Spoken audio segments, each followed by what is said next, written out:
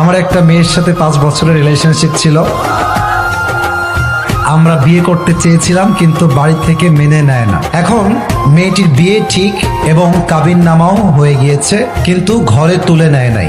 মেয়েটা এখনো আমার সাথে কথা বলে, এতে আমার কি করা উচিত? আমি প্রত্যেকটা মেয়েকে বলবো, প্রত্যেকটা যুবককে বলবো, যে যাকে পছন্দ করবা সে তাকেই বিয়ে করবা, এটাই হচ্ছে রাসূলের সুন্নাহ। দেখো, একটা মেয়ে যদি অন্য কোনো ছেলেকে পছন্দ করে, বাবা মা যদি সেই মেয়েকে আর এক ছেলের সঙ্গে জোর করে বিয়ে দেয়, তবে মেয়েটা কখনো সংসার জীবনে সুখী হতে পারে না, তার মনটা ওখানেই থেকে যায় আজীবনের জন্য।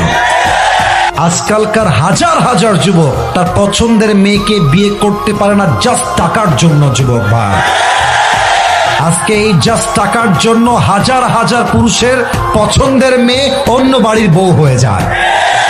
এজন্য আমি আমার প্রত্যেকটা মেয়ের বাবাকে বলবো, আপনার মেয়ের জামাই হিসেবে যার টাকা আছে হি ইজ নট বেস্ট, যার বাড়ি আছে হি ইজ নট বেস্ট, যার বিশাল বড় কোম্পানি আছে হি ইজ নট বেস্ট। আপনার মেয়ের জন্য সবচেয়ে বেস্ট হচ্ছে সেই যুবক যে রাসূলের সুন্নাহ অনুযায়ী জীবনকে গড়েছে। তো যেই যুবকটা প্রশ্ন করেছো যে বিয়ে হয়ে গেছে, সবকিছু ওকে হয়ে গেছে, আমি বলবো সোনামণি, এটা ভুলে যাও। নেক্সট বেটার অপশনকে তুমি খেয়াল করার চেষ্টা করো।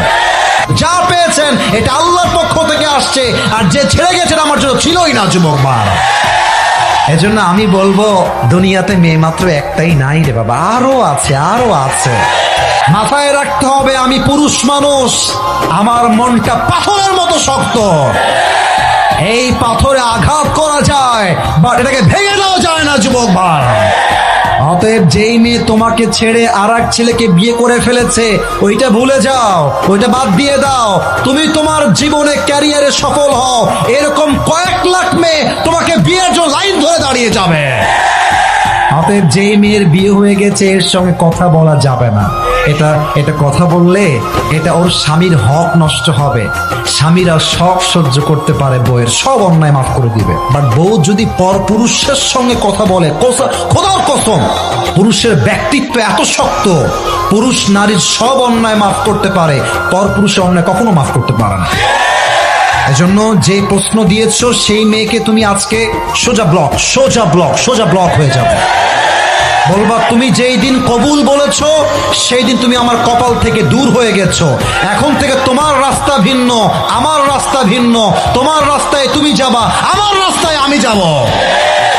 আল্লাহ আমার কলিজার টুকরা যুবক একটু ধৈর্যের তৌফিক দান করে পড়া, আমেন। আবেগ একটু বেশি তো ওরা বলে যে তুম চলে গয়ে मैं कभी भी शादी नहीं करूंगा। আমার জীবনে একটাই মানুষ হারিয়ে গেছে বেটা, সে তো বিয়ে করে স্বামীর সঙ্গে এনজয় করছে, তুমি সিঙ্গেল থেকে কষ্ট পাবা কেন? সে এনজয় করবে, তাকে দেখে জেলাস হওয়ার দরকার নাই। সে একটা বিয়ে করেছে, তার জন্য একটা হালাল। তুমি মেরে বেটা মানুষ, তোমাদের 4টা হালাল। ও একটা করবে, তুমি 4টা বিয়ে করে দেখাই দিবা। যুবক ভাই, আবার যুবকদেরকে শক্তি দান করুক, পড়েন সবাই আমেন।